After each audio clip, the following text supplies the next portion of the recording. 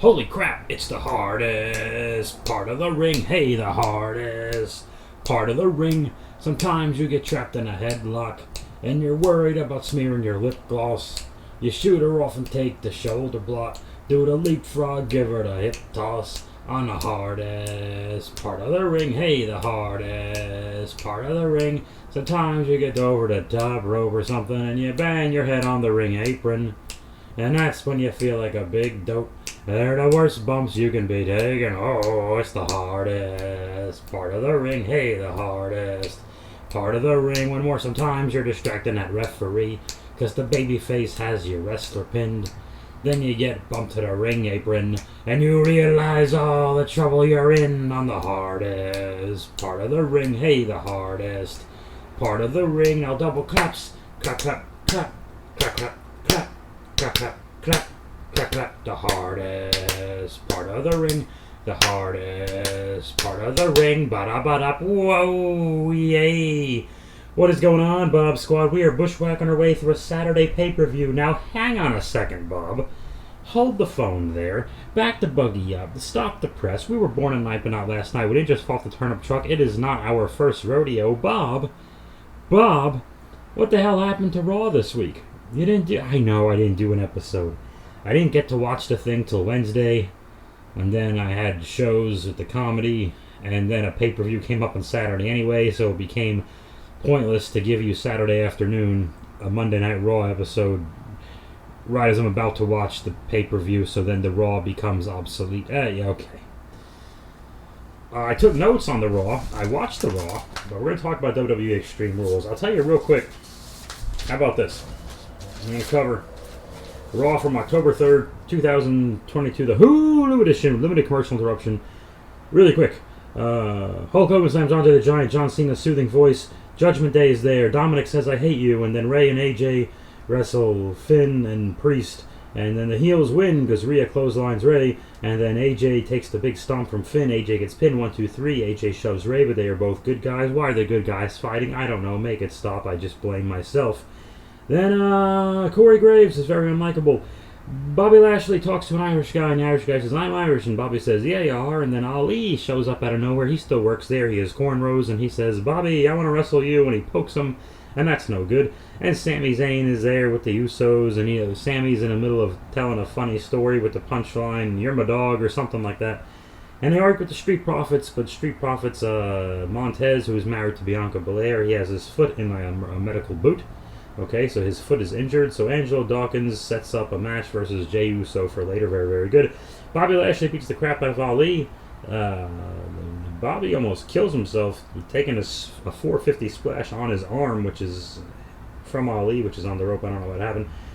Lashley beats the crap out of him and eventually pins him. But they did a lot of Ali winning and defeat type of things. Yeah, Seth Rollins stomped Ali for some reason, and then the announcer said the word belt, and then who else did he stomp? He stomped Ali. He stomped Lash? I don't know. Listen, we're gonna just... Raw happened, okay? It was on the air. I think the main event was Alexa Bliss versus Io Shirai. I'm not kidding. No, it wasn't. Was it Solo Sikoa defeated Angelo Dawkins? Yeah, and Edge said he's 48 years old, and Edge said he's like the one-man gang. And yeah, the main event was Io Shirai versus of Team Kind Sky versus Alexa Bliss. Io won. Alexa in this match was forced to act like she wanted to be there, which was good. The heels got beat down earlier. The bad women, Damage Control, beat up Asuka and Alexa in the back. I just want to make this point, and we'll just skip over the rest of Raw and go to Extreme Rules. Asuka's in the back, and she had her leg trapped in a chair, and as she was selling, she was crying. She was showing all this weakness, all this vulnerability. Like, oh damn, they broke my leg, and I don't know what to do. And Asuka doesn't get credit for her range, where she was like the monster. Hold on a sec, something's on my keyboard again. What the hell is this? This is part of a tortilla chip? What the hell? Asuka doesn't get credit for her range. She was like the monster buzzsaw that goes through everyone in NXT, or that goofy kind of semi-racist or stereotypical stuff they make her do, or all the nonsense thing with the mist and the dancing. Sells the shit out of everything she's in, no matter how ridiculous it is that they tell her to do it. Remember, she had to win that Money in the Bank that took place in the headquarters in 2020 with no fans there. She had to go through, and no one else could have won that. And she had the segment with Becky where she hugs her for being a mom, or because Becky was impregnated with the semen, and then the sperm fertilizes the egg, and then the fetus grows in the womb. Okay, I don't need to. Whatever. Asuka's got more range and does not get enough credit. She was one of the MVPs of 2020 for sure. Anyway, they set up Bianca in a ladder match to defend her championship against blah blah blah blah blah Bailey in this pay-per-view. Okay, that's enough. Time for the pay-per-view. But first, I am going to try some of this Kavita brand Bold and Smooth Kombucha Master Brew Live Probiotics Pineapple Peach flavor. It's for gut health. Gut health, which is funny. I thought my gut was healthy enough.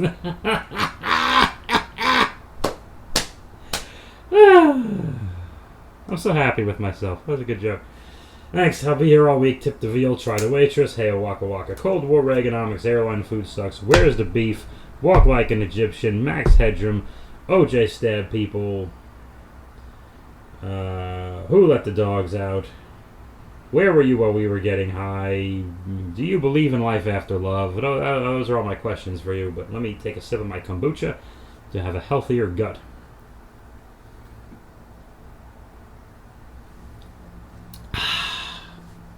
That's good kombucha. Okie dokie. I did not watch any of the pre-show, except gradually flipping back and forth, and I saw Booker T was smiling. I know the announced teams got changed up. Blah, blah, blah, blah. Any thoughts on Raw, Bob? Do you want? No, it happened. Raw's better than it's... In the last 2 months, it's better than it's been in several years, and I'm still bored because it's just too much wrestling, guys. It's just way too much wrestling. And that's the thing, AEW is more interesting for all the wrong reasons because there's always a crazy dramatic backstage incident going on. And again, I don't even watch it. I just get obsessed with the clips and fighting about it on Twitter sometimes. I have a problem. They opened the show with a wonderful, not with Hulk Hogan Slam Andre the Giant. No, they did that already. This wonderful promo, and again, it's Paul Heyman's voice, and because it's Extreme Rules, it's in Philadelphia, it's very ECW, Paul Heyman oriented, and Corey Graves and Michael Cole with the references all night long to various ECW legends, and of course Paul Heyman is not on this show. Why would he be? After all of that. But some kid is in a spelling bee and he can't spell the word extreme because the kid is stupid. And Paul Heyman cuts this promo and about, getting hurt and blah, blah, blah, blah, blah. I'm getting all fired up. And are we ever fired up? Because there was a 6-man tag that I didn't know was on the show, and it stole the goddamn show. We start the show with Sheamus and his two friends, Ridge Holland and Pete Butch Dunne, versus Gunther and his friends Kaiser, who is also... Gunther is Austrian, Kaiser is German, and Vince is Italian. So they got this whole thing. And the match... This match, I love this match. It had no right to be good. They called it a Donnybrook, and they put these comical, fake bar settings out, like a bar that you... Not like a metal bar, but a bar that you drink at. What the hell is that? Oh, it's something in the parking lot. One of the big trucks is doing something. They scared the crap out of me. I thought half my Transformer shells was transforming on their own. Good God. Well, that would be nice. Saves me the trouble. What's my original point? I forget. I don't know. I'm old. So the Irish fought the Nazis, and they're having this match with this fake bar setting, and the first 5 minutes is just 6 guys brawling around, bullshit, bullshit, bullshit. And then it just gets good. When they finally had a moment where the other 4 guys who aren't Sheamus or Gunther, who are having the main feud here, where the other 4 guys are down, and Sheamus knocks away some of the weird, goofy props. And it had this, holy shit, we're done with the goofiness, now it's on. One-on-one, two bulls are going to collide kind of fight feel. The people were into it, and then there was a shitload of false finishes, and then there's 6 people doing stuff instead of 1. And again, these guys, I know they've been on TV for a few months now. Well, Sheamus, they're 13 years, but the other 5 guys are all WWE UK guys from that place. A lot, I think, on a big stage, even though they've all been on TV, they hadn't really shown what they can do, not on a regular WWE pay-per-view for most of them anyway. So I think they were new to the people because they haven't been necessarily staring at these, with the exception of Sheamus. 5 of these 6 guys, we haven't been staring at them for 13 years, and this breathes some new life into Sheamus anyway, who the people generally like and respect. I mean, it took a while, but he was just on TV so much over the years. You know, it's nothing against him. It's a shame. Anyway, the good guys win this. As they were starting to finish his, my prediction was, if they're setting up a Sheamus versus Gunther match again, one of two things is happening. Sheamus is beating Gunther, or he's beating one of Gunther's goons. He beat one of Gunther's goons eventually with a bro kick or a knee or something, I don't know. But this was wild, and the people were loud. They were loud at the beginning of this show, and they were loud at the end of this show, and there was in the middle where I was wondering if they were still there. We're going to get to that and why I think that is, but if you're here, you must. Doesn't mean you care what I think. It means you're willing to listen to it on some level. People were loud for this, and it looked like it was the start of a really, really great pay-per-view. Sure did look like that. I'm not going to completely trash it because there's a lot of high bright spots here. I didn't want to say high spots. The second match, Ronda Rousey challenges Liv Morgan for the Women's SmackDown Championship. I don't watch SmackDown, so I don't know what changes they made to Liv's character. I could tell from clips and tweets and things they were kind of making her, I hate just saying heel right away because that's not really true, but heel-ish. But still a babyface. They're trying to give her some attitude, and I think on one of those pay-per-views where she pinned, I think it was the SummerSlam one, where she pinned Ronda, but she was tapping out at the same time, and they had Liv pretty much lie about it or whatever. It was kind of like, I think that 1 week they screwed the pooch, and that happened to be the 1 week I was paying attention to SmackDown. So either way, I still think Ronda's I think Ronda was supposed to still be the heel here. The fact that I've been watching wrestling for 30-something years and did it for 6 or so years, and I still can't tell who the heel is, that's on them. I wrote "ugh" in my notes. There's a no, and again, all these matches have a gimmick to them or no rules or something. But I'm going to have a kombucha before we get into this. Hang on.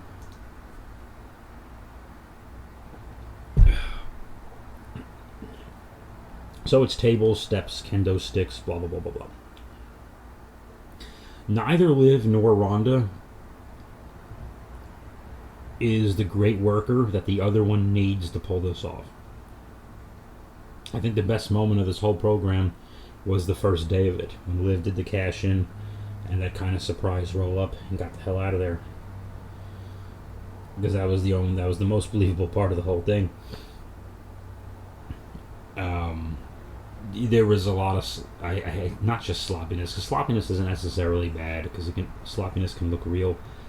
There was a lot of just taking turns doing spots, not engaging the crowd, no one's working, no one's feeling it, and stuff that went wrong, stuff that Liv was trying that, frankly, I don't think she's just athletic enough to do. Liv was trying to pick up Ronda from that armbar, I forget what you call that kind of lift, but the Gotch lift, is it one of the Frank Gotch? Who cares? Anyway, but Liv couldn't do that, and Ronda had to push off. And it's fine that you always push off the person's body or something, but it was just so blatantly obvious. Another thing, Liv shoves a chair in the corner between the top and middle rope, and the thing falls out, and you can see the oh shit expression on her face. But then again, because this is what I mean by neither one is the worker the other one needs, they go through the exact same spot anyway, because that's what they have to do to get to A to B to C to D to E to F. And Ronda just takes the shoulder and the ring post anyway. Why wouldn't you just skip the whole thing? Skip the spot and move on, because they only know how to do what's planned on paper, and it shows when their heads are always down. This was more, I hate just picking on the women because the men are guilty of this too, but it was more obvious in the diva wrestling era because their heads were down all the time when they wrestled. Not during the entrance, because that's what they worked on more than anything else, was the goddamn entrances, which is great. But when they would wrestle, when you'd see Bellas and Kelly and Maurice and whoever Their heads were always down, like making themselves smaller in a 20 by 20 ring where they already look smaller. Because we can have all the, I always say this, I'll repeat this, it's been a while. We can have the first women's Mania main event, first women's Money in the Bank and Hell in a Cell and Elimination Chamber, etc., etc., tag team titles, the Royal Rumble, all these first. You can do all these first, but the ring is still 20 by 20 for both the men and the women. They don't use an 18 or 17, 16 foot ring or whatever. They don't switch rings in between. So their cardio has to be extra great because they got to run the ring and the buckles and more steps, which means they're going to get more tired. So longer running spots are going to be more exhausting. Everything's going to be more exhausting. Just selling to get where you got to get to is going to be more exhausting. And then when they pick up them damn, and not to be, I hate not trying to be sexist, but it's generally for most of the women wrestlers, it's going to be more difficult to pick up those goofy ass, colossal, absurdly sized ladders you never see in real life. Then it's going to be harder for them to pick them up than the men. It's going to take them an extra minute. And especially with Liv, it just showed. It just, I can get over the fact that I don't want to know what she weighs.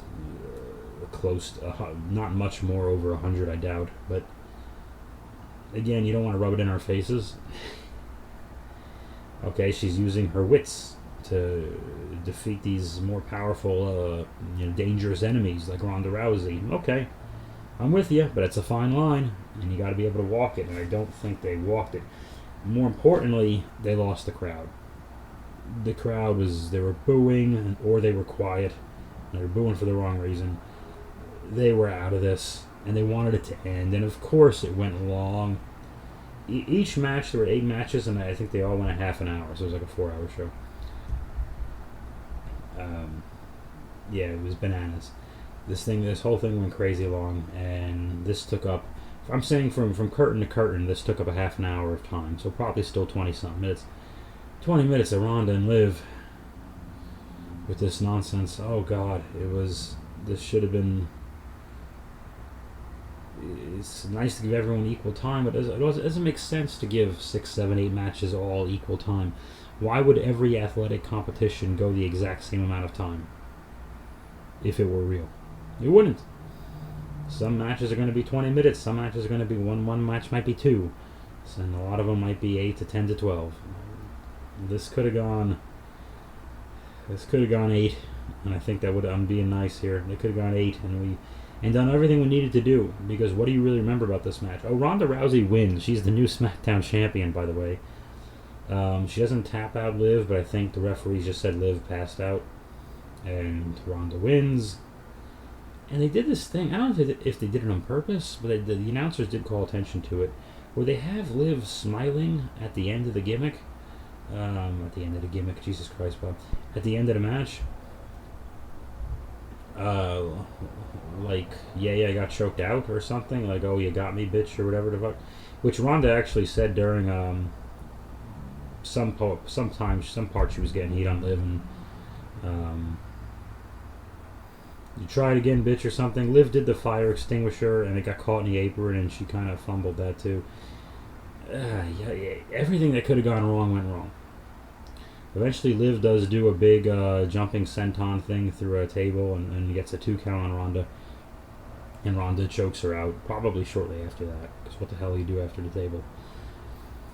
And they show Liv smiling, which she shouldn't be. She should be damn near dead. No offense, but baddest woman on the planet just choked you out. Why are we grinning? Where's it going? Because that means it's going somewhere, and that means it's not over. I think that's the bigger issue. In addition to the ridiculousness of smiling after Ronda Rousey chokes you out. Okay, we got to move on. The next few matches, there's not a lot to say, but I had to spend time on that Liv Ronda match because it felt like the rest of the night, everyone after it was just trying to get the excitement back that the crowd had during the first match. And there were bits and pieces throughout the night where wrestlers almost did. And then something happens for 2 minutes at the end of the night where no one says or does anything, and the place lost their shit. We'll get to that. The strap match. I finally get to see Karrion Kross wrestle, and he's got Scarlett with him. She's sexually attractive. The vast majority of the male population desire to fornicate with her. And Drew McIntyre wrestles Karrion Kross, and they do the strap match. This wasn't bad, wasn't amazing. They do a screwball finish where Karrion beats Drew McIntyre. Scarlett keeps getting in the way and distracting Drew, and I forget, did she punch him in the balls or no? She did something to distract him. And Karrion does his running forearm elbow thing from the back, and he pins Drew McIntyre. I forget it. That's the thing. It just wasn't memorable. I don't think...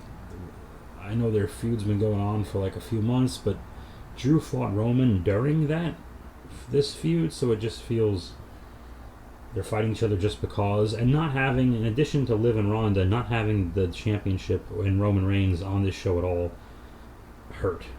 No Paul Heyman, no Sami Zayn, no Bloodline, none of that. No big fight feel, really.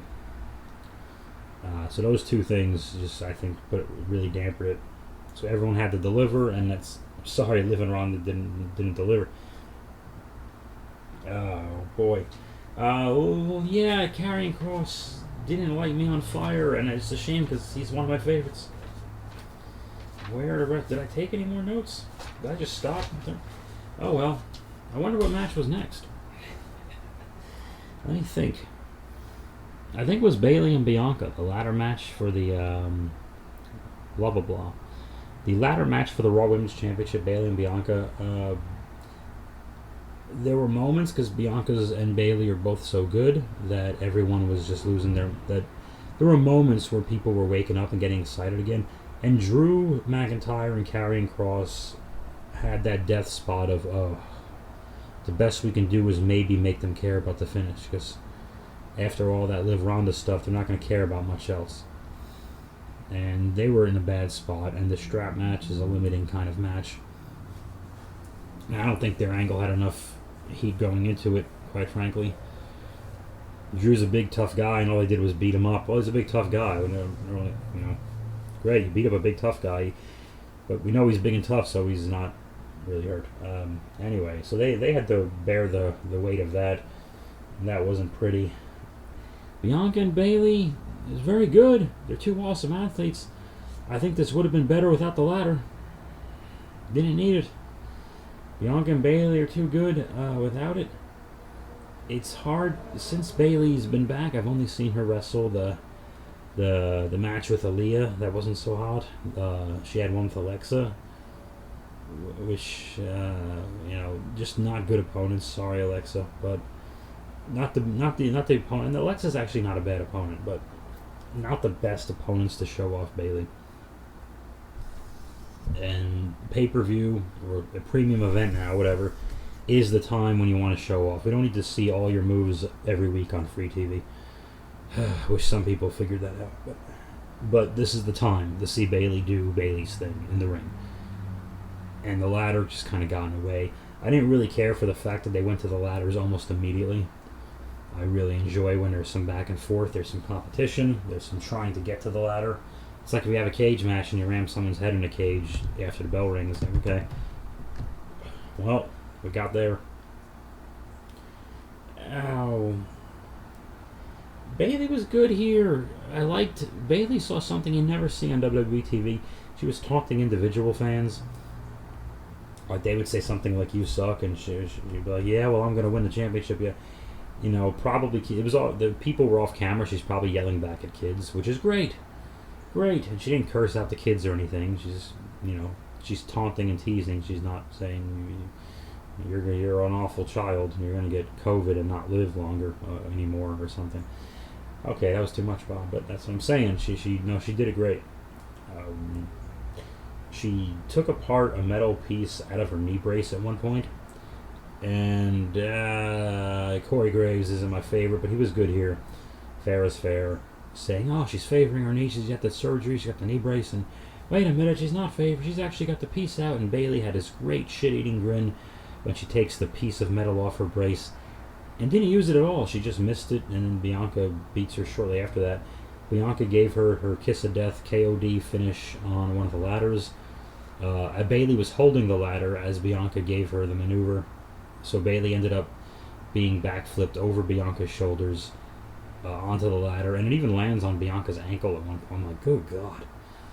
There were interference at one point. I think, not Alexa, Io Shirai, and Team Kai and Sky. Sky and Kai, they came down.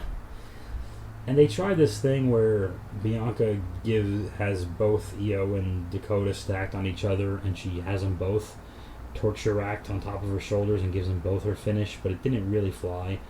And Bianca didn't bother with the jump and the sit out. She just kind of dumped them flat, not face first, but not on their faces, just taking that flat front bump.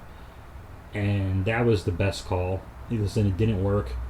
Yeah, there's some groans and blah blah blah blah, but she decided to let the spot die instead of dropping them on their heads for 2 seconds of oohs and ahs. And that was the right thing to do, and I was happy to see it. I didn't care that I don't even remember if they booed. I don't care if they booed for a second. I honestly don't care. I care that they weren't dropped on their freaking heads, okay? AEW, does anyone know what I'm talking about here? But what do I know? I'd rather see them not, because they're not going to remember that spot anyway. They're going to remember the finish. Bianca climbs to the thing and wins the ladder. Wins the ladder match. She keeps her title. Did anyone win in on Bianca's behalf? I forget. I really should have kept taking notes. 2 more matches, I think. And one of them was freakishly long. I'm not going to go through all over the whole thing. Edge versus Finn Balor. An I Quit match. You only win by saying I quit. I'm wondering now with Edge, because he said he's 48 a few times in a promo now. I'm wondering now if this gimmick match was to help Edge, and so he's not really running around the ring doing bumps and long spots and this, that, and the other thing. I mean, him and Finn brawled throughout the arena for an absurdly long time. They just went out of the ring for like 15 minutes. It was just followed each other around, and at one point they're banging each other around one of the aisle entranceways to one of the upper deck seats or whatever. And you see the security block off all the people from the bathrooms and the popcorn stands and the refreshments and all that, concessions, whatever. That means a ton of people were taking a leak during Edge versus Finn Balor, which is one of the big main matches of the show. That's what that means. There should be hardly any people to block off, because everyone should be there like, I'm not missing Edge and Finn. I'll piss tomorrow. I got okay. Anyway, listen, they brawl for a really long time. Everyone interferes. Rhea, Damian Priest, Dominic, and then Rey Mysterio comes out and he takes out everyone but Dominic, of course. And someone got a 619, but it wasn't Dominic or Rhea, because that's where the heat is. So we're not getting to them just yet. You can only get a little piece of them here and there. Somehow, no AJ Styles on this. I don't. Is the referee just stands there because it's an I Quit match, so he can't do anything to anybody at any given time. So he's standing there neutered. And finally, Edge gets near Dominic. Dominic offers the handshake. Edge returns the kick to the groin on Dominic, so he gets something back on Dominic. It's a big show. They got to get a little something on Dominic, but they can't decimate him, because that's Ray ultimately has to give him the 619, I think, or something like that.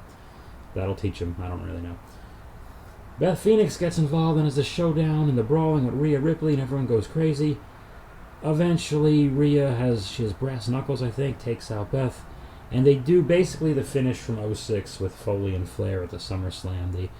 They hold the chairs over Beth's head and tell Edge, you're going to have to quit, and Edge because Edge had been saying, no, I don't quit, over and over.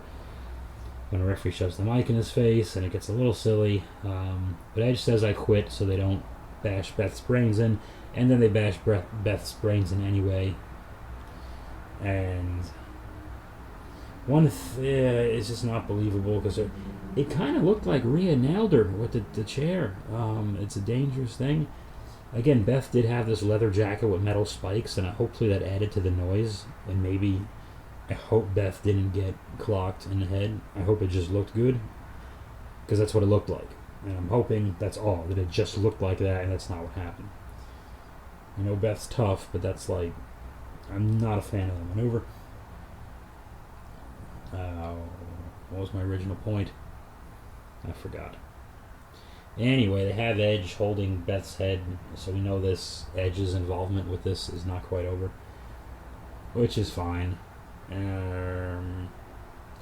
They did a good job of sending referees out right away. I like that. Send them out. And they cut to something really fast. Okay, the main event, fight pit match. They take the ropes off the ring, and there's a cage around the ring, but a platform on top of the cage that's 3 feet wide. You could walk around and fall off and jump off and yada, yada, yada, yada. Seth Rollins and Matt Riddle fight in this match. Daniel Cormier is the referee. He's like an ex-UFC guy or something. Very good. And he was actually pretty good here. He was getting in their faces, telling them who the ref was. Riddle not accidentally, he lost his temper and kind of elbowed Cormier early on, or DC as they call him.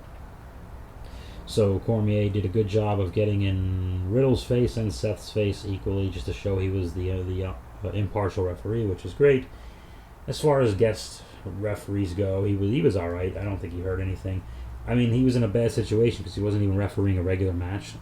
So when eventually the two wrestlers, Seth and Matt, do work their way up to that platform, and DC just has to repeat himself for well over 10 minutes. He has to just yell, "You gotta come down. You can't win it up there. You gotta come down. Get down here. I'm not coming up there." And Seth has to keep yelling back, "No, you get up here. I haven't beat." But anyway, Riddle hits the RKO on the platform, and Seth on his way down, he grabs the top of the cage area so he doesn't just completely dead fall down the thing. And Graves called it out like smartly because it was so obvious. He just goes, well, Seth, thankfully, he had enough whereabouts to grab some of that cage to lessen the impact. Now, perfect thing to say there. I'll give it to Graves again. Not my favorite, but I'll give it to Graves. That was great. He just moved on. The most important part. So Riddle jumps off the platform, does his big senton thing.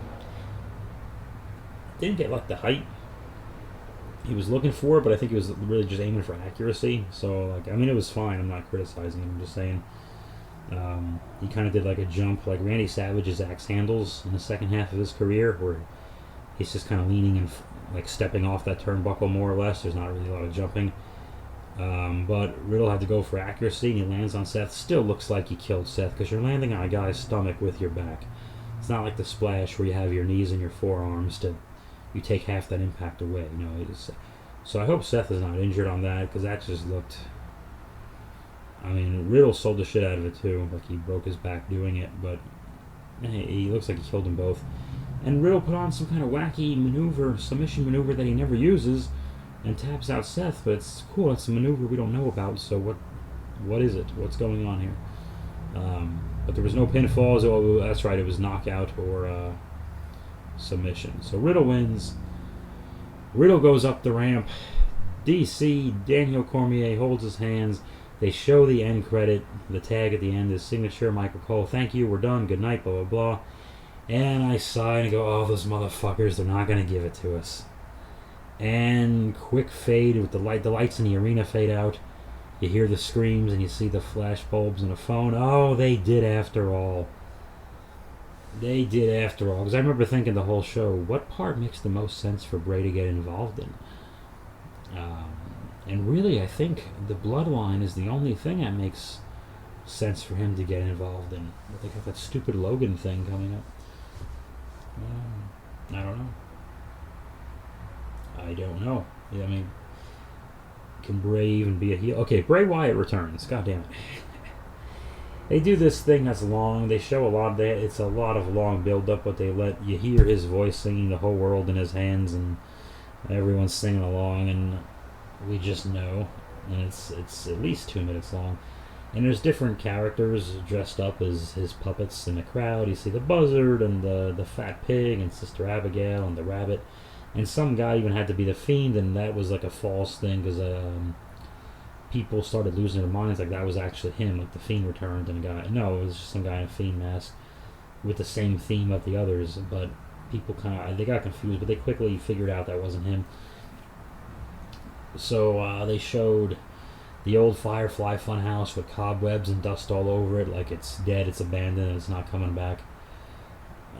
Which is kind of funny because if he's only been gone since April of '01, that's a year and four. That's a year and a half, a year and 6 months. Yeah, that's a year and a half. It wouldn't be covered in complete crazy cobwebs. It looked like it'd been abandoned for 20 years. So it was kind of a bit much, but theatrics. Anyway, there's this weird little house with blue glowing lights, and the door opens, and then we see the lantern. And Bray's holding it. Bray's got a different weird spooky mask on, which I kind of don't like. But he took it off pretty much almost right away.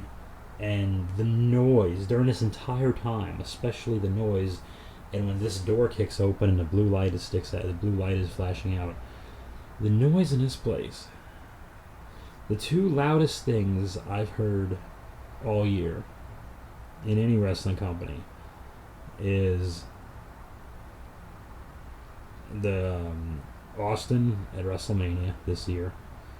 Pretty much the entrance, the promo, the match, and then the stunners the day after too as well. Basically, the Austin pops this return was so freaking loud. Bray Wyatt takes that mask off and he looks and he pretty much has to yell, "I'm here." That's all he says. "I'm here," and we could only you could barely hear it, but because you can see him mouthing it to us because we know that's what he's saying, but. Whatever. And then once he says, "I'm here," he makes the motion like he's blowing out the lantern, and that's it. Now we're really off the air for real. That was it. All he had to do was return, and they all knew he was going to return. It was predictable as all hell, but I like the way it was done. It's very Triple H's. Just let him think it's not going to happen, and then they'll be happy when it does. There was no... Bray didn't have to interfere during the Edge Finn match and fight off the Judgment Day or join a Judgment Day or blah blah blah blah blah. He didn't have to do anything to Riddle, didn't have to do anything to Seth. The Miz had some backstage segments playing with the mascot for the the Philadelphia hockey team, whatever it is. Yeah, I mean, I took a leak during the first one. I didn't care with the second one much, but Dexter Lumis was there. I think he keeps choking out the Miz and stroking his head. Anyway, Bray Wyatt's back. What's he going to do? My opinion / prediction is the only thing he can do is be a babyface that torments Roman Reigns. Says, yeah. Because now you can remind people that, hey, since Braun's back too, you can remind people that, hey, that 2-year plus title reign Roman keeps bragging about, Bray was the champ. Roman didn't beat the champ. That pisses all over Braun Strowman. Hey, Braun Strowman was not even on this show. Big return 2 weeks ago. He's not even on this show. But whatever. That's his narrative to control, not mine. Thank you for joining me for the quick review of Raw and a little recap and some thoughts on Extreme Rules. Overall, like I said, the lack of the title match and the Liv Ronda combined hurt the enjoyment of this show. So when a live crowd isn't into it, the people at home are almost never going to be either. This show is going to be known for Bray Wyatt taking off a mask and looking at the camera for 2 seconds. So all those big stupid bumps, there weren't that many wild and wacky things. Nothing really from any great heights with the ladders or falling off of stuff. It was more just brutal. More about brutality and less about falling off of big stuff, which is smart because we're talking about Bray Wyatt. And really, I felt real heat when they did the concerto thing to Beth. That too. That's going to get. I mean, why in my head for whatever reason I see, because I mentioned Roman, I see Bray going to SmackDown and Raw revolving around Edge, Judgment Day, and Beth's head. There's a small plane flying overhead. It's a Cobra Rattler. Wild Weasel is very upset with me. So I think that's what I think is going to happen, is that Raw is going to spend a lot more time. Well, either way, Raw is going to spend a lot more time on Judgment Day. And if they've got a spooky thing, you shouldn't really put the other spooky thing on with them, but Karrion Kross and Scarlett is the other spooky thing already, so what does this mean? So Does good guy Spooky Bray play with bad guy Spooky Carrion and Scarlet before on his way to Roman? While Roman is playing with the YouTube guy who has a $5 million Pokemon card? Maybe, I don't know, but this has been 40 minutes anyway, so they didn't take too many big, long, death-defying, big dropping bumps, but there were a few times where I thought they landed a little bit too hard on the hardest part of the ring. The hardest part of the ring. Ba-da-ba-da.